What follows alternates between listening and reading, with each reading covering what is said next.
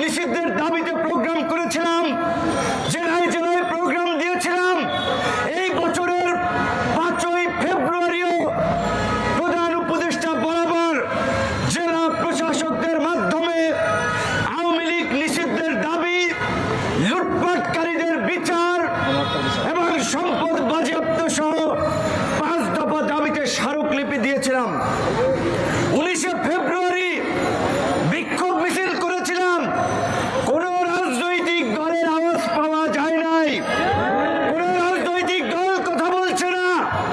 আমরা বারবার বলেছিলাম আওয়ামী লীগ নিষিদ্ধের প্রশ্নে রাজনৈতিক দলগুলো তাদের অবস্থান পরিষ্কার করুন। এখন এই রোজার দিনে জগন্নাথ বিশ্ববিদ্যালয়ের ছাত্রদের স্লোগানের রেফারেন্স টেনেই বলতে হচ্ছে সব শালারা বাটপার। জগন্নাথ বিশ্ববিদ্যালয়ের ছাত্ররা তাদের ক্যাম্পাস সঠিকভাবে যেন নির্মাণ হয়, সেই